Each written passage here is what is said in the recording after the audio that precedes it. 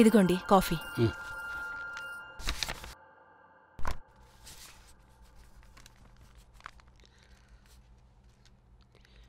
ఎక్కడికెళ్ళాడో చెప్పాడా వీడు? లేదండి, ఈరోజు చాలా లేట్ అయింది. నేనదే చూస్తున్నాను ఇంకా రాలేదేంటా అని.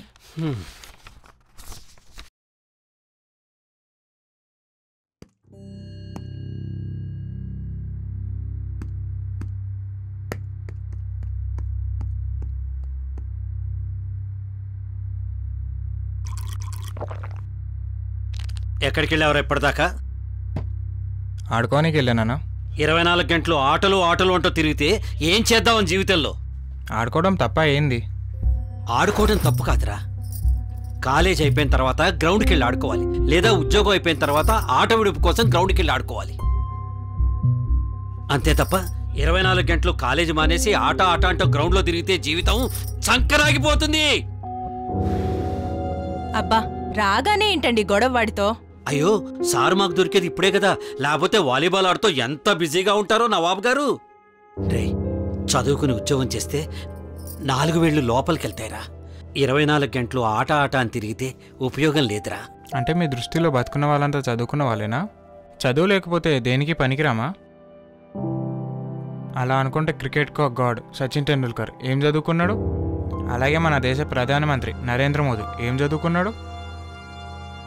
చదువుకి బ్రతకడానికి సంబంధం లేదు, అది తెలుసుకోండి మీరు.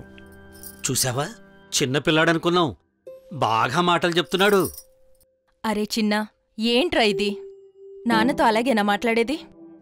అమ్మా, నాకు ఈ చదువు ఇష్టం లేదమ్మా. నేను ఒక వాలీబాల్ ప్లేయర్ అవుదామని అనుకుంటున్నా.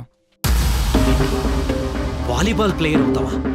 రే, వేలకు వేలు ఫీజులు కట్టి కాలేజీలో నేను చదివిస్తున్నది చదువుకుని మంచి పొజిషన్లోకి వస్తావని, మమ్మల్ని ఉద్ధరిస్తావని, అంతేగాని ఇలా బాల్ పట్టుకున్నాడి గాలికి తిరుగుతావని కాదురా. దీంట్లో కూడా మంచి పొజిషన్స్ ఉంటాయి నాన్న. ఎప్పుడురా? మేము చచ్చాక? అయ్యో, ఏం మాట్లాడండి అవి? నా కొడుకు గొప్పోడయ్యాడని నువ్వు అంటుంటే ఏమో అనుకున్నా. ఇప్పుడు తెలిసింది ఎంత గొప్పోడయ్యాడు. తండ్రి మాటే లెక్క చేయలేంత గొప్పోడయ్యాడని తెలుసుకున్నా.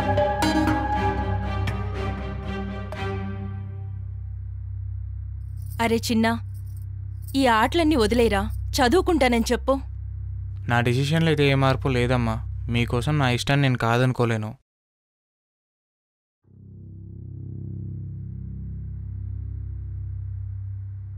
అయితే నా నిర్ణయాన్ని కూడా చెప్తాను విను. నా మాటని గౌరవించేవాడు మాత్రమే